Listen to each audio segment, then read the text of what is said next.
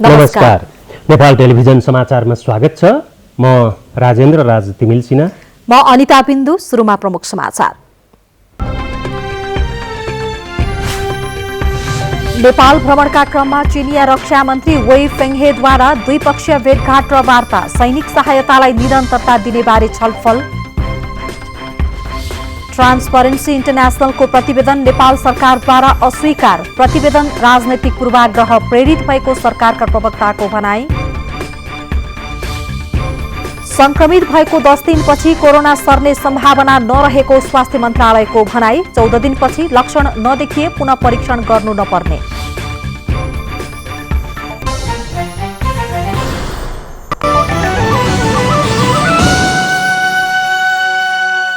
चीनको राज्य परिषदका सदस्य एवं रक्षा मन्त्री वेई फेङ्हे नेपालको 1 दिवसीय भ्रमण पूरा गरी आजै साँझ स्वदेश फर्कनु भएको छ। आज बिहान काठमाडौँ आउनुभएका चिनिया रक्षा मन्त्री दिनभर उच्च स्तरीय भेटवार्तामा व्यस्त रहनुभयो। एक रिपोर्ट। 21 सदस्यीय प्रतिनिधि मण्डलको नेतृत्व गर्दै नेपाल आउनुभएका चीनको राज्य परिषद सदस्य एवं रक्षा मन्त्री वेई फेङ्हेले राष्ट्रपति विद्यादेवी भण्डारीसँग शिष्टाचार भेटवार्ता गर्नुभयो। राष्ट्रपति निवास शीतल निवासमा भएको भेटमा राष्ट्रपति भण्डारीले नेपालको सार्वभौम सत्ता, भौगोलिक अखण्डता एवं स्वतन्त्रताको सम्मान गर्दै आएकोमा मित्र राष्ट्र चीनको सराहना गर्नुभयो। नेपाल र चीन बीच सदियौंदेखि रहिआएको प्रगाढ सम्बन्ध थप सुदृढ बनाउन रक्षा मन्त्री फेङ्हेको भ्रमण कोसेढुङ्गा हुने राष्ट्रपति भण्डारीले विश्वास व्यक्त गर्नुभएको राष्ट्रपतिको कार्यालयले जनाएको छ। रक्षा मन्त्री वेई फेङ्हेले रक्षा मन्त्रालयको समेत कार्यभार सम्हाल्नुभएका प्रधानमन्त्री केपी शर्मा ओलीसँग पनि शिष्टाचार भेटवार्ता गर्नुभयो। प्रधानमन्त्री ओलीसँगको शिष्टाचार भेटवार्तामा नेपाल र चिनिया राष्ट्राध्यक्ष एवं सरकार प्रमुखका तहमा भएका द्विपक्षीय भ्रमण एवं समझदारी कार्यान्वयनको विविध पक्षका बारेमा छलफल भएको प्रधानमन्त्रीका परराष्ट्र मामिला सल्लाहकार डाक्टर राजन भट्टराईले जानकारी दिनुभयो। नेपाल र चीनका बीचमा दशकौंदेखि राम्रो सम्बन्ध रहिआएको छ र यो राम्रो सम्बन्धमा हाम्रो कुनै समस्याहरू पनि छैनन्। नेपालले निश्चित विषयहरूमा सदा नै चीनका बारेमा एउटा नीति दिएको छ, अर्थात् हामी एक चीनको नीतिको पक्षमा छौँ। हामी नेपालको भूभाग हाम्रो छिमेकीहरू कुनै पनि छिमेकी र चीनका विरुद्धमा प्रयोग हुन नदिने प्रतिबद्धता हाम्रो रहिआएको छ र अहिले हालैका वर्षहरूमा नेपाल र चीनका बीचमा सम्बन्धलाई अझ माथिल्लो उचाइमा लानका लागि थुप्रै प्रयासहरू भएका छन्। 2019मा चिनिया राष्ट्रपतिको नेपाल भ्रमण र नेपालको राष्ट्रपतिको चीनको भ्रमण, त्यसभन्दा अगाडि मेरो चीन भ्रमण र त्योभन्दा अगाडि 2016मा मेरो चीन भ्रमणका क्रममा जे जति विषयमा हाम्रा बिचमा सहमति भएका छन् ती सहमतिका भएका विषयहरूले हाम्रो सम्बन्धलाई थप उचाइ दिनका लागि, अझ फराकिलो बनाउनका लागि योगदान गरेको छ भन्ने मैले विश्वास गरेको छु। खास गरी ट्रान्सपोर्ट ट्रान्जिट ट्रिटी अर्थात् यातायात र पारवहन ट्रिटी जुन चीनसँग हाम्रो सम्पन्न भयो, त्यसले एउटा ठुलो मतलब चाहिँ फड्को मारेको छ। सँगसँगै अब कनेक्टिभिटी बढाउनका लागि थुप्रै हाम्रो रेलसित जोडिएको, सडकसित जोडिएका र समग्रतामा नेपालको विकासको प्रक्रियामा चीनले जुन सहयोगको भूमिका र मतलब चाहिँ सद्भाव देखाएको छ त्यसको लागि म धन्यवाद दिन चाहन्छु। अहिले पछिल्लो कालमा यो कोभिड-19बाट हामी संसारै मतलब चाहिँ समस्यामा परेको छ। चीनले जसरी त्यसलाई समाधान गर्नका लागि पहल गर्यो त्यसको हामी प्रशंसा गर्छौँ र अब कोभिडको नियन्त्रणका लागि हामी पनि प्रयास गरिरहेका छौँ। अन्तर्राष्ट्रिय रूपमा जुन भ्याक्सिन बनाउने काम भएको छ, अब भ्याक्सिन सबैलाई उपलब्ध छ भन्ने हाम्रो विश्वास छ। हामी पनि छिटोभन्दा छिटो भ्याक्सिन प्राप्त गरेर यसबाट मुक्त हुन चाहन्छौँ भन्ने कुरा प्रधानमन्त्रीको तर्फबाट राख्नुभयो। त्यसै क्रममा चिनिया उप प्रधानमन्त्री तथा रक्षा मन्त्रीले चिनिया राष्ट्रपति र प्रधानमन्त्रीको शुभेच्छाको सन्देश प्रधानमन्त्री समक्ष राख्नुभयो र त्यो शुभेच्छाको सन्देशसँगै उहाँले नेपाल र चीनका बीचमा समस्याहरू छैन, हाम्रा बीचमा म्युचुअल मतलब चाहिँ पारस्परिक हितका आधारमा एकअर्काको मामलामा आन्तरिक हस्तक्षेप नगर्ने मान्यताका आधारमा सम्बन्धहरू अगाडि बढेका छन्। हालैका मतलब चाहिँ हाई लेभल भिजिटहरू प्रेसिडेन्ट सीको र प्रेसिडेन्ट भण्डारी र प्राइम मिनिस्टर ओलीज्यू तपाईँको भ्रमणले सम्बन्धलाई नयाँ उचाइ प्राप्त गर्नका लागि मौका दिएको छ र नेपाल र चीनका बीचमा समग्र पक्षमा सम्बन्ध राम्रो भएको छ। प्रधानमन्त्रीसँगको शिष्टाचार भेटवार्ता अघि रक्षा मन्त्री वेई नेपाली सेनाको जंगी अड्डा जानुभई उहाँको सम्मानमा आयोजना गरिएको सम्मान गारत ग्रहण तथा निरीक्षण गर्नुभएको थियो।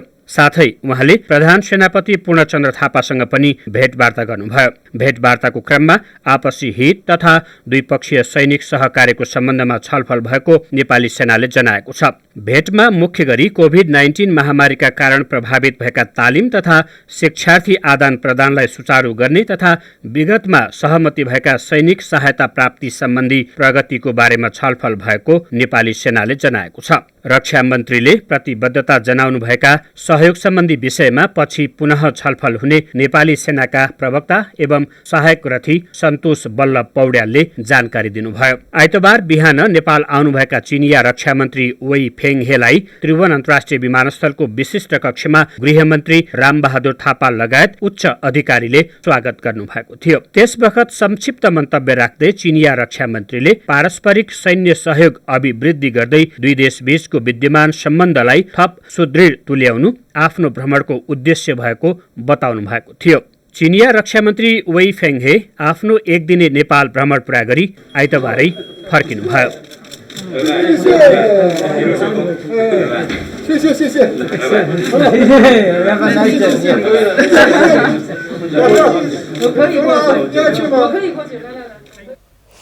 सरकारले ट्रान्सपरेन्सी इन्टरनेसनलले नेपालको सुशासन र भ्रष्टाचारको अवस्थालाई समेटेर हालै जारी गरेको एसिया प्रतिवेदन 2020लाई अस्वीकार गर्ने बताएको छ। मन्त्री परिषद बैठकका निर्णय सार्वजनिक गर्न आयोजित नियमित पत्रकार सम्मेलनमा सरकारका प्रवक्ता एवं संचार तथा सूचना प्रविधि मन्त्री पार्वत गुरुङले प्रतिवेदन राजनैतिक पूर्वाग्रहबाट प्रेरित भएको र आधारहीन तथ्यको जगमा तयार पारिएको स्पष्ट पार्नु भएको छ। ट्रान्सपरेन्सी इन्टरनेसनलले हालै सार्वजनिक गरेको प्रतिवेदन पूर्णतः राजनैतिक पूर्वाग्रहबाट प्रेरित भएको सरकारको भनाइ छ। सरकारका प्रवक्ता एवं संचार तथा सूचना प्रविधि मन्त्री पार्वत गुरुङले मन्त्री परिषदका निर्णयहरू सार्वजनिक गर्न आयोजित पत्रकार सम्मेलनमा प्रमाणित नभएका आधारहीन तथ्य जुटाएर कुनै खोज अनुसन्धान बिनै मनोगत धारणाबाट अभिप्रेरित भई प्रतिवेदन आएको बताउनुभयो। झण्डै 3 करोड नेपाली मध्ये 1000 व्यक्तिहरूसँग टेलिफोनबाट मनोगत धारणाका आधारमा तयार गरिएको प्रतिवेदन हेर्दा ट्रान्सपरेन्सी इन्टरनेसनल नेपाल र 3 मा आबद्ध व्यक्तिहरूको आबद्धता, तिनको स्वच्छता, निष्पक्षता कति भरपर्दो छ भन्ने कुरामा विश्वास गर्न सकिन्न। पत्रकार सम्मेलनमा विज्ञप्ति सार्वजनिक गर्दै मन्त्री गुरुङले बताउनुभयो। ट्रान्सपरेन्सी इन्टरनेसनल नेपालको भ्रष्टाचार नियन्त्रणको सम्बन्धमा पुर्याउँदै आएको योगदानप्रति नेपाल सरकार सम्मान गर्दछ। भ्रष्टाचार अन्त्य गर्ने नेपाल सरकारको अभियानमा ट्रान्सपरेन्सी इन्टरनेसनलका प्रतिवेदनले सहयोग पुर्याओस् भन्ने चाहन्छ। तर उक्त संस्थाले हालै सार्वजनिक गरेको प्रतिवेदन पूर्णतः राजनीतिक पूर्वाग्रहबाट प्रेरित छ। प्रमाणित नभएका आधारहीन तथ्य तथ्याङ्क जुटाएर कुनै खोज अनुसन्धान बिनै मनोगत धारणाबाट अभिप्रेरित छ। सरकार र सत्ताधारी दललाई बदनाम गर्न खोज्ने प्रयास स्वरूप आएको यो प्रतिवेदनलाई नेपाल सरकार अस्वीकार गर्दछ। ट्रान्सपरेन्सी इन्टरनेसनलले हालै सार्वजनिक गरेको एसिया प्रतिवेदन 2020 मा नेपालमा भ्रष्टाचारका आरोपी सहकर्मीहरूको प्रतिरक्षामा प्रधानमन्त्री नै उत्रिएको उल्लेख गरिएको छ। उक्त संस्थाको त्यस्तो आधारहीन आरोप सरकारको विरुद्धमा मिसन प्रचार सामग्रीको रूपमा आएको सरकारका प्रवक्ता मन्त्री गुरुङले बताउनुभयो। नेपालमा स्थायी सरकार बने पश्चात प्रकाशित प्रतिवेदन तथा विश्व सूचकाङ्कले नेपालको अवस्थालाई सुदृढ र आशावादी हुँदै गएको देखाएको छ। तर सरकारको विरुद्धमा मिसनका आधारमा तयार गरिएको प्रतिवेदन प्रचार सामग्री र विषयवस्तुले समाजमा निराशा र भ्रम छर्ने प्रयास कुन उद्देश्यले भइरहेको छ भन्नेमा सरकार सचेत छ। स्थिरता, विकास र समृद्धिका लागि वर्तमान सरकार दृढतापूर्वक लागिरहेको बेला पछिल्लो समय मुलुकको संवैधानिक प्रणाली, लोकतन्त्र र कानुनी शासनको विरुद्ध जनतालाई भड्काउने प्रयास भइरहेको छ। प्रतिक्रियावादी र पुनरुत्थानवादीहरूको यस्ता खालका भड्काउ गतिविधिमा संलग्न र सहभागी नहुन आम जनसमुदायलाई आग्रह गर्दै नेपाल सरकार समृद्ध नेपाल सुखी नेपालीको राष्ट्रिय सङ्कल्प पुरा गर्न सो दिशामा लाग्न सबैमा हार्दिक अपिल गर्दछ। पत्रकार सम्मेलनमा प्रवक्ता मन्त्री गुरुङले यही मङ्सिर 7 र 10 गते बसेको मन्त्री परिषद बैठकका निर्णयहरू सार्वजनिक गर्नुभयो। त्यस अवसरमा मन्त्री गुरुङले कोभिड-19 महामारी सम्बोधन गर्न आगामी 3 देखि 4 डिसेम्बर 2020 मा हुने संयुक्त राष्ट्र सङ्घीय महासभाको विशेष अधिवेशनमा सहभागी हुन प्रधानमन्त्री केपी शर्मा ओलीको नेतृत्वमा 13 सदस्यीय प्रतिनिधि मण्डल गठन गरी सोही बमोजिमको क्रेडेन्सियल्स महासभाको औपचारिक अभिलेख प्रयोजनका लागि पठाउने निर्णय भएको जानकारी दिनुभयो। नेपाल कृषि बजार विकास कार्यक्रम दोस्रो चरण प्रदेश नम्बर 1 को लागि स्विजरल्यान्ड सरकारबाट प्राप्त हुने करिब 1 अर्ब 25 करोड नेपाली रुपैयाँ अनुदान सहायता स्वीकार गर्ने र निजामती कर्मचारीहरूको आधिकारिक ट्रेड युनियनको निर्वाचन अर्को सूचना नभएसम्मका लागि स्थगित गर्ने निर्णय भएको पनि प्रवक्ता मन्त्री गुरुङले जानकारी दिनुभयो। यसैगरी मन्त्री परिषद बैठकले 3 जना सहसचिवहरूलाई राजपत्राङ्कित विशिष्ट श्रेणी सचिव पदमा बढुवा गर्ने तथा ऐतिहासिक जनआन्दोलन, सशस्त्र द्वन्द्व र तराई मधेसमा भएको आन्दोलनमा घाइते भई उपचार गर्नुपर्ने अवस्थामा रहेका व्यक्तिहरूलाई नेपाल सरकारले सरकारी अस्पतालमा निःशुल्क उपचार गराउने निर्णय गरेको सरकारका प्रवक्ता मन्त्री गुरुङले जानकारी दिनुभयो। कृष्णहरि बखुन्जे र राजेश थापा मगरका साथमा सुरेन्द्र पौडेल, नेपाल टेलिभिजन समाचार, काठमाडौँ। कोभिड-19बाट आज नेपालमा 25 जनाको मृत्यु भएको छ। यो सँगै कोरोना भाइरसबाट मृत्यु हुनेको सङ्ख्या 1479 पुगेको छ।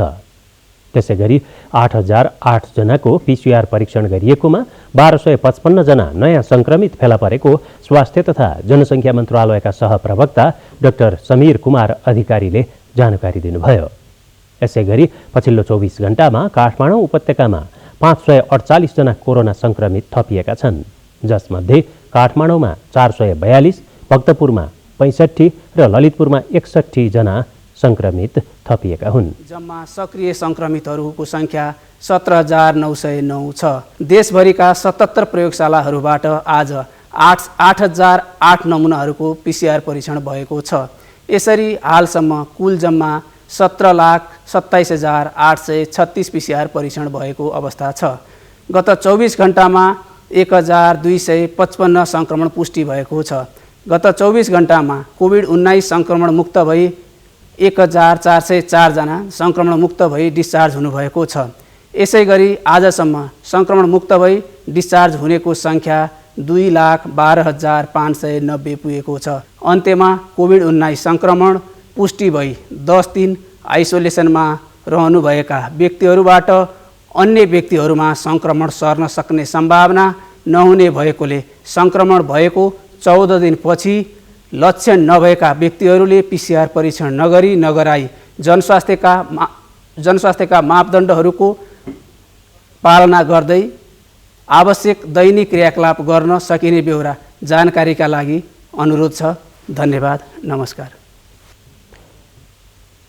यसैबीच स्वास्थ्य तथा जनसङ्ख्या मन्त्रालयले भोलि देशभरका सबै स्थानीय तहमा आधारभूत अस्पताल शिलान्यास गर्ने भएको छ।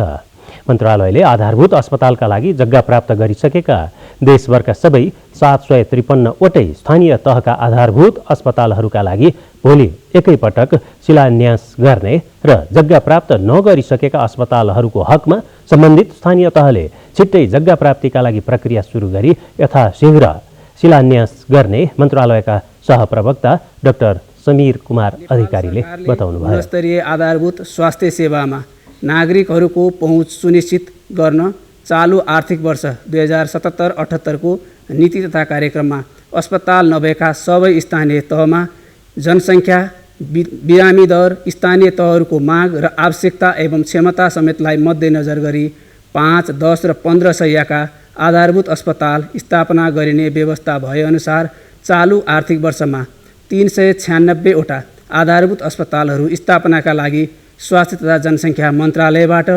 आधारभूत अस्पताल भवन निर्माण सम्बन्धी निर्देशिका 2077 जारी भई अस्पतालहरूको नक्साङ्कन लगायतका विवरणहरू तथा आवश्यक बजेट समेत विनियोजन गरी पठाइसकिएको छ। जग्गा प्राप्त भइसकेका सबै अस्पतालहरूको भोलि 2077 साल मङ्सिर 15 गते एकैसाथ शिलान्यास गर्ने र जग्गा उपलब्ध नभएका अस्पतालहरूको हकमा स्थानीय तहहरूले जग्गा प्राप्तिका लागि यथाशीघ्र पहल गरी शिलान्यास गर्ने व्यवस्था मिलाउने बेहोरा सहर्ष जानकारी गराउँदछु। सहप्रवक्ता डाक्टर अधिकारीले गुणस्तरीय स्वास्थ्य सेवा सबै स्थानीय तहमा पुर्याउन सरकारले आधारभूत अस्पतालको निर्माण प्रक्रिया अघि बढाएको उल्लेख गर्नुभयो। समाचारको क्रम जारी छ, केही बेर विश्राम। सक्कली तोरीको तेलमा सधैँ राग आउँछ र त्यो राग शुद्ध धारा तोरीको तेलमा सधैँ रहिरहन्छ। मुटु चाहिन्छ जसले हुन्छ निर्माण अझै बलियो। सर्वोत्तम सिमेन्ट, सर्वोत्तम मजबुत। सनफ्लावर तेल भनेको त सनफ्लो तेल पो लिएर आउनुपर्छ त। मिसावट रहित 100% शुद्ध सनफ्लावर तेल। सनफ्लावर उच्च सोचको निर्माण सगरमाथा सिमेन्ट, जुनीलाई।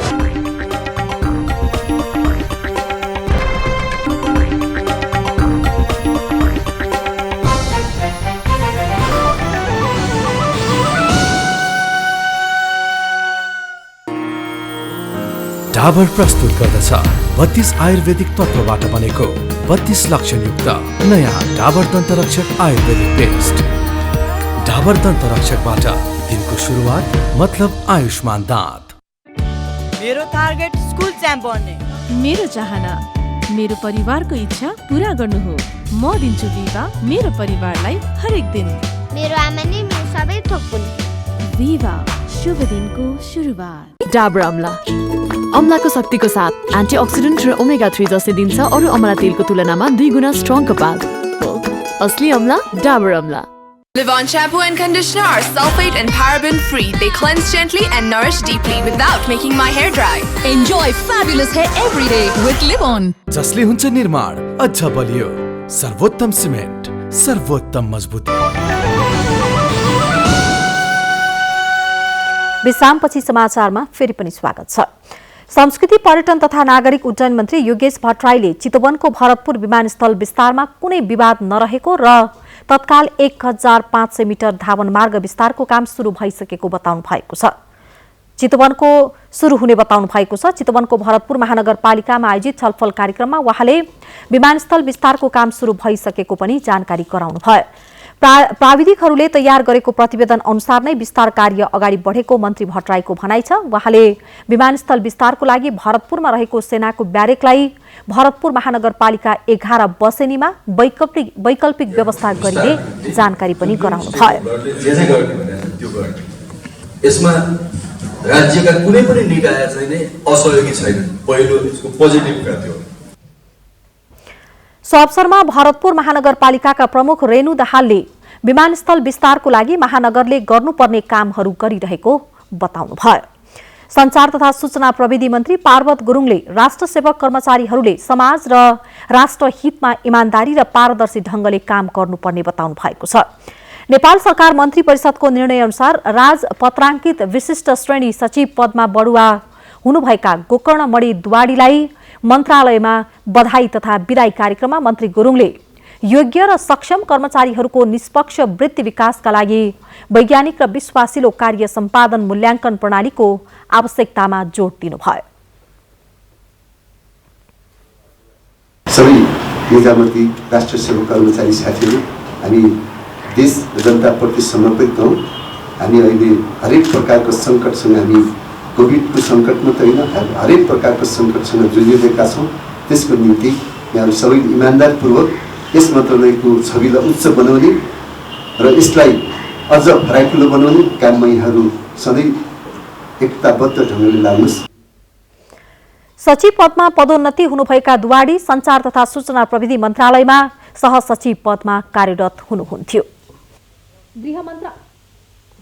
गृह मन्त्रालयले सीमाको सुरक्षा र सीमा क्षेत्र भएर हुने अपराध नियन्त्रणमा सक्रियतापूर्वक जिम्मेवारी निर्वाह गर्न सशस्त्र प्रहरीलाई निर्देशन दिएको छ।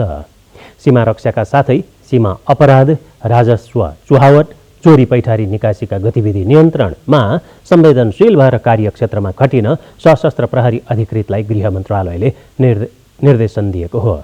हालै वाहिनीपतिका रूपमा सरुवा भई त्यसतर्फ जान लागेका सशस्त्र प्रहरीका अधिकृतहरूलाई सशस्त्र प्रहरी बल नेपालको मुख्यालय काठमाडौँमा आयोजित समारोहमा गृह सचिव महेश्वर न्यौपानेले यस्तो निर्देशन मन्त्रालयका तर्फबाट दिनुभएको हो। कोरोना भाइरसको जोखिमकै बीच चिसो बढेसँगै विभिन्न किसिमका मौसमी फ्लूले धेरैलाई सताउने गरेको छ। मौसमी फ्लू र कोरोना भाइरसका लक्षण धेरै मिल्दाजुल्दा हुने गरेका छन्। यो मौसममा इन्फ्लुएन्जाको खोप लगाउन चिकित्सकहरूले सुझाव दिने गरेका छन्। इन्फ्लुएन्जाको खोप लगाए कोरोना भाइरसबाट हुन सक्ने जोखिम समेत कम गर्न सकिने बारे तयार पारिएको प्याकेज आजको कोरोना केयर।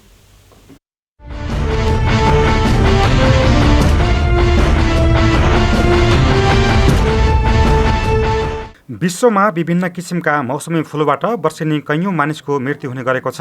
नेपालमा पनि कोरोना भाइरसको संक्रमणबाट भन्दा मौसमी फ्लूका कारण मृत्यु हुनेको संख्या बढिरहेको छ। मौसमी फ्लूबाट बच्न विभिन्न किसिमका भ्याक्सिन विकास गरिएको छ। यस्ता भ्याक्सिनले दमको रोग भएका, दीर्घ रोग भएका र ज्येष्ठ नागरिकलाई मौसमी फ्लूबाट रोक्न सकिन्छ। यो सँगै रोग प्रतिरोधात्मक क्षमता कमजोर भएका व्यक्तिले इन्फ्लुएन्जाको भ्याक्सिन लगाउँदा उचित हुने चिकित्सकहरू बताउँछन्। कोरोना संक्रमणसँगै अन्य फ्लू फैलिएमा बिरामीलाई झन् जोखिममा पार्ने भएकाले इन्फ्लुएन्जाको भ्याक्सिन लगाउन सकिए राम्रो हुने सुझाव चिकित्सकहरूको छ। सबैले लगाउनु पाए त राम्रै हुन्थ्यो, तर खास गरेर जसलाई समस्याहरू छ, जस्तै दमका बिरामीहरू भए, अरू पहिलादेखि दीर्घरोगी बिरामीहरू, डायबिटिज भए, अरू खालका रोगहरूका व्यक्तिहरू, जस्तै सिनियर सिटिजन भनौँ, अलिक बुढापाका व्यक्तिहरू र जुन गर्भवती महिला लगायतका जसलाई रोगसँग लड्न सक्ने क्षमता कम हुन्छ, त्यस्ता व्यक्तिहरूले चाहिँ यो फ्लूको इन्फ्लुएन्जा भ्याक्सिन हुन्छ। प्रत्येक वर्ष यसको चाहिँ स्ट्रेन हेरेर त्यो भ्याक्सिनहरू परिवर्तन भएको हुन्छ। यो वर्षको भ्याक्सिन लगायो भने वर्ष दिनभरिलाई हुने हो। त्यस्ता खालको भ्याक्सिन लगाइदियो भने दुईटा खालको फ्लू अथवा त्यसको बिचमा कोरोना भइदियो भने दुईटा रोगले जुन समस्या पार्थ्यो त्यो समस्या हुँदैन। हुन त पछिल्ला दिनमा इन्फ्लुएन्जा विरुद्धको भ्याक्सिनको माग अत्याधिक भएपछि अहिले बजारमा पाउनै मुस्किल परेको छ। नेपालमा उत्पादन नहुने र बाहिरी मुलुकबाट आयात गर्नुपर्ने भएकाले यो भ्याक्सिन आउन अझै 2 हप्तासम्म लाग्ने बताइएको छ। अहिले यो भ्याक्सिनहरू आउनलाई एकचोटि एक लट आएको यस्तो खालको मेसेज गयो कि हामीले पनि भन्ने गर्यो कोरोना भएका हुन सक्ने अथवा जसलाई रोगसँग लड्न क्षमता कम छ त्यस्ताले भ्याक्सिन लाउनुहोस् भनेर हामीले पनि एक खालको कुरा राख्यौँ। पब्लिकले पनि त्यही हिसाबले लिनुभयो। विभिन्न तरिकाका विज्ञहरूले पनि सल्लाह सुझाव दिनुभयो होला। भ्याक्सिन त्यो भएर एक लटको भ्याक्सिन चाहिँ सकिसक्यो। त्यसो भएको हुनाले नेक्स्ट लटको भ्याक्सिन आउनलाई अर्को 1 देखि 2 हप्ता लाग्न सक्छ। त्यसपछि बजारमा जसले किनेर लगाउनुहुन्छ, जस्तै हाम्रा स्वास्थ्य संस्थानमा पनि खास गरेर सरुवा रोग अस्पताल, हाम्रो सुकुराज ट्रपिकल इन्फेक्सन हस्पिटल छ, त्यहाँ पनि हामीले राख्ने गरेका छ। अरू ठाउँमा पनि राखिन्छ। त्यो भ्याक्सिनहरू छिटै उपलब्ध हुन्छन्। विश्व स्वास्थ्य संगठनले पनि विभिन्न किसिमका मौसमी फ्लूबाट बच्न इन्फ्लुएन्जा भ्याक्सिन लगाउन सुझाव दिएको छ। अझ जोखिमपूर्ण क्षेत्रमा काम गर्नेहरूले त यो भ्याक्सिन लगाउँदा जोखिम कम गर्न सकिने चिकित्सकहरू बताउँछन्। स्वास्थ्य तथा जनसङ्ख्या मन्त्रालयले पनि इन्फ्लुएन्जाको भ्याक्सिन लगाउनु पर्ने विषय आफ्नो प्रोटोकलमा समावेश गर्ने तयारी गरेको छ। छलफलको विषय भएको छ। खास गरेर स्वास्थ्य कर्मीहरू जुन हाई रिस्क एरियामा काम गर्नुहुन्छ, धेरै तनावमा हुनुहुन्छ र जो कोरोना हुने सम्भावित हुनुहुन्छ, त्यस्ता व्यक्तिहरूले हामीले सुरुमा त कोरोना हो कि यो सिजनल फ्लू छुट्याउनु पनि गाह्रो छ। हुन त हामीले ड्राई कफ हुने गर्छ, यसले स्वाद हुँदैन, विभिन्न कुराहरू हुन्छन्, तर भाइरल रोगमा अरूमा पनि स्वाद नहुने चाहिँ समस्या हुन्छ। त्यसो भएको हुनाले भ्याक्सिनहरू लगाउँदा स्वास्थ्य मन्त्रालयले पनि हामीले पनि त्यस्तो खालको मन्त्रालयलाई हामीले सल्लाह सुझाव दिँदा हाम्रो स्वास्थ्य कर्मीहरू जुन चाहिँ फ्रन्ट लाइनमा काम गर्नुहुन्छ अथवा अरू पनि विभिन्न तहका व्यक्तिहरू जुन रोगसँग लड्न सक्ने क्षमता कम छ त्यस्तोलाई चाहिँ भ्याक्सिन दिँदा धेरै राम्रो हुन्छ। हाम्रा विज्ञहरूले पनि त्यो हामीलाई सल्लाह सुझाव दिनुभएको छ। इन्फ्लुएन्जा विरुद्धको भ्याक्सिन विभिन्न भाइरसलाई मिलाएर बनाइएको हुन्छ। यो लगाउने बित्तिकै रुगाखोकी नै नलाग्ने भन्ने होइन, तर व्यक्तिमा कुनै फ्लूको संक्रमण भएमा त्यस विरुद्ध लड्न भने सहयोग पुग्नेछ। यो भ्याक्सिन लगाएपछि रुगाखोकी, निमोनिया जस्ता समस्यालाई नियन्त्रण गर्न सहयोग पुग्नेछ। भ्याक्सिन लगाएका व्यक्तिमा कोरोना संक्रमण भएमा पनि निमोनिया नहुने भएकाले उपचारमा सहयोग पुग्ने चिकित्सकहरू बताउँछन्। विभिन्न खालका भाइरसहरू मिसाएर एउटा भ्याक्सिन बनाउने हो। नर्दर्न हेमिस्फियर, साउथर्न हेमिस्फियरको हरेक वर्ष कस्तो खालको भाइरसको त्यसको जेनेटिक एनालाइसिस गर्ने र त्यसमा मिसाएर भ्याक्सिन दिने हो। अब यसले चाहिँ जस्तै त्यो फ्लूको भ्याक्सिन लाउँदा बित्तिकै रुगाखोकी नै एकदमै पुरै नलाउने भन्ने चाहिँ हुँदैन, तर यसले चाहिँ यसलाई कम पार्ने हुन्छ। त्यो खालको जुन प्रजाति हो त्यसलाई चाहिँ यसले रोक्छ। अनि यसले के भन्न खोजेको भने दुईटा रोग एकैचोटि आइदियो भने त्यसले समस्या ल्याउन सक्छ। त्यसो भएको हुनाले कोरोना पनि हुन सक्ने र फ्लू पनि हुन सक्ने भएको हुनाले फ्लू रोकियो भनेदेखि त एउटा रोगसँग लड्न सक्ने क्षमता बढी हुने भयो। त्यो हिसाबले हामी लगाउन खोजेको हो र यसले चाहिँ निश्चित रूपमा नै यसले फाइदा गर्छ। इन्फ्लुएन्जा विरुद्धको भ्याक्सिन लगाउन सकिए विभिन्न किसिमका फ्लूबाट बच्न सकिन्छ। यसले कोरोना संक्रमणबाट हुने थप जोखिम समेत कम गर्न सहयोग पुग्ने देखिन्छ।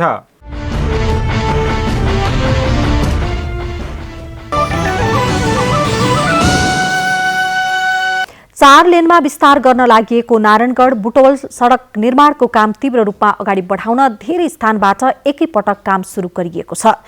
आयोजनाको दाउन्ने पश्चिम खण्ड अन्तर्गत पश्चिम नवलपरासीको बर्दघाटदेखि बुटवलसम्म 7 स्थानमा काम भइरहेको आयोजनाको पश्चिम खण्डका सूचना अधिकारी युवराज पाण्डेले जानकारी दिनुभयो।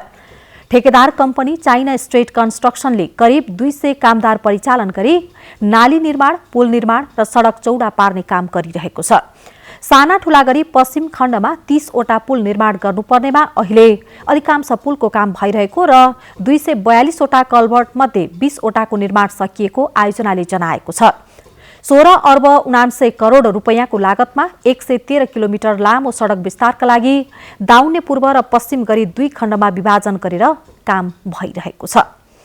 नुवाकोटको दाहाल डाँडामा उडिरहेको हेलिकप्टरमा चिल ठोकिँदा हेलिकप्टरलाई आकस्मिक अवतरण गराइएको छ।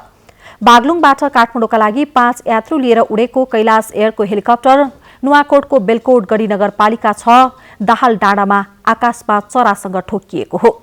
चालक दीपक गर्बुजाले उडाइरहेको सो हेलिकप्टरमा चिल ठोकिएपछि अगाडिको भागमा क्षति पुगेको छ। दुर्घटनाबाट 1 जना यात्रु सामान्य घाइते भएका छन्। सुगम जिल्लाका रूपमा चिनिने सुनसरीको प्रकाशपुरमा पहिलोपल्ट केन्द्रीय प्रसारण लाइनको बिजुली पुगेको छ। चारैतिर कोशी नदीले घेरा हालेका कारण नेपालको श्रीलङ्का टापु समेत भनेर चिनिने यो गाउँका झण्डै 1000 घर परिवारमा बिजुली सुविधा पुगेको हो। यो हाँसो हो 60 वर्षीय पूर्णिदेवी चन्द्रवंशीको। जिन्दगीको धेरै रातहरू अन्धकारमा बिताएकी पूर्णिदेवीको घरमा बत्ती बलेपछि उनको खुसी थामिन सक्नु छ। पूर्णिदेवी मात्र होइन, उनी जस्तै सुनसरीको प्रकाशपुरको 2 वडामा बसोबास गर्ने झन्डै 1000 घर परिवारमा बत्तीको उज्यालोले खुसियाली छाएको छ। चारैतिर कोशीको बहावले घेरा हालेका कारण नेपालको श्रीलङ्का टापु समेत भनेर चिनिने यो गाउँमा झन्डै 45 वर्षपछि बिजुली बत्ती बलेको हो। सुगम जिल्ला भएर पनि अध्यारोमा जीवन बिताएका यस्ता अशोक चन्द्रवंशीले सोच्दै नसोचेको खुसी मिलेको बताउनु भयो। करिब 1.5 महिना जति भयो सुचारू भएको होइन। अब अहिले त मोटरहरू राखेको पनि छैन, अब चाहिँ त्यसको सुरसारमा छ। बस्तीमा बत्ती आएपछि घर घरमा मोबाइल चार्ज गर्ने, टिभी हेर्ने र घर घरमा फ्रिज राख्ने लहर नै चलेको छ। खेतीका लागि समेत उर्वर मानिने यस क्षेत्रमा किसानलाई मोटरले खेतीबारीमा सिँचाइ गर्न समेत सहज भएको छ। सुनसरी क्षेत्र नम्बर 4 का सङ्घीय सांसद ज्ञानेन्द्र कार्कीको पहलमा झन्डै 1 करोड 50 लाखको लागतमा नेपाल सरकारको ग्रामीण विद्युतीकरण कार्यक्रम अन्तर्गत विद्युत जडान गरिएको हो। यो निकै असहज थियो, तर मैले यसलाई समय सीमाभित्र नै सहजतामा परिणत गर्ने यहीँका साथीहरूको प्रेरणाले म सफल भएँ। नेपालकै सुगम जिल्ला भनेर चिनिने सुनसरीको प्रकाशपुरको यो 2 वडा जसलाई श्रीलङ्का टप्पु भनेर पनि चिनिन्छ, यहाँ विकासका पूर्वाधारहरू खासै केही पनि देखिँदैन। न सडक छ, न त यहाँ खानेपानी छ, न त अन्य विकासका पूर्वाधारहरू छ। तर पनि यो श्रीलङ्का टप्पुमा यो दूरदराज एउटा गाउँमा भर्खरै बिजुली बत्ती आएको छ र यो बिजुली बत्तीले गर्दाखेरि यहाँको झन्डै 1000 घरमा खुसियाली छाएको छ। सन्तोष यादव, नेपाल टेलिभिजन, 1 नम्बर प्रदेश सुनसरी। प्रकाशपुरमा बिजुलीको प्रकाश। दाङको घोराही तुलसीपुर सडक खण्डको सिस्ने खोलामा पुल निर्माणको क्रममा खम्बा गाड्न नयाँ प्रविधिको प्रयोग गरिएपछि काममा सहजता भएको छ। 19 करोड 70 लाख रुपैयाँको लागतमा निर्माण भइरहेको पुलका 128 वटा खम्बा मेसिनको प्रयोग गरी गाडिएको छ।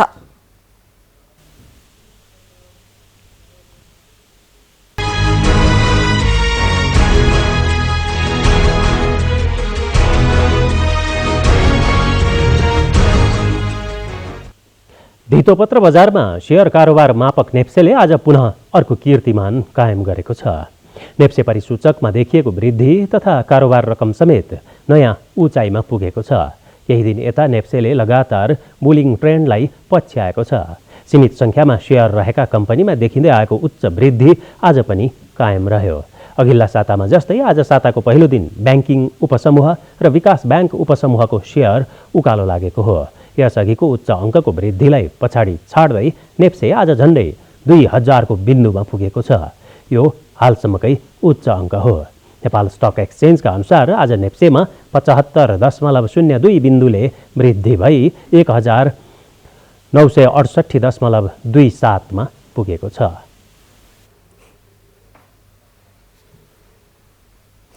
नेपाल उद्योग परिसंघले मुलुकमा उद्योग व्यवसाय क्षेत्रमा रहेका समस्याहरू समाधानका लागि सरकारले गर्नुपर्ने काम सम्बन्धी अर्थमन्त्री विष्णु पौडेललाई सुझाव पत्र पेश गरेको छ।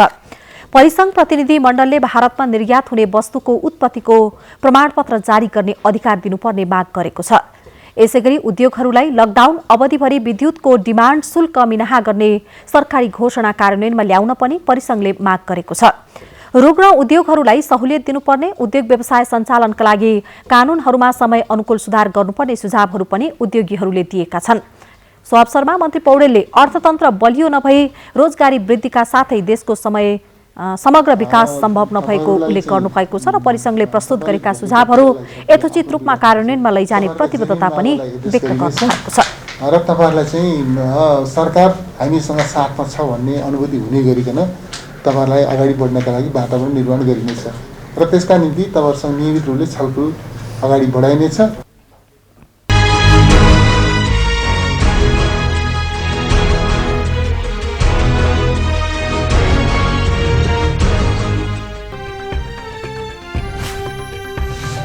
चीनिया रक्षा मन्त्री वेई फेङ्हे द्विपक्षीय भेटवार्तापछि एक दिने नेपाल भ्रमण पूरा गरी स्वदेश फिर्ता, सैनिक सहायतालाई निरन्तरता दिने बारे छलफल।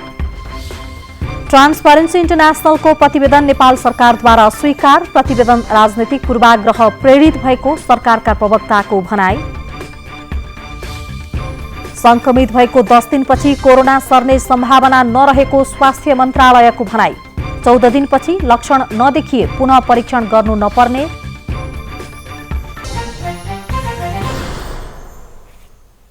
हवस् त यसको साथै यो समाचार बुलेटिन यही सकिन्छ। तपाईँ नेपाल टेलिभिजन हेर्दै गर्नुहोला। नमस्कार।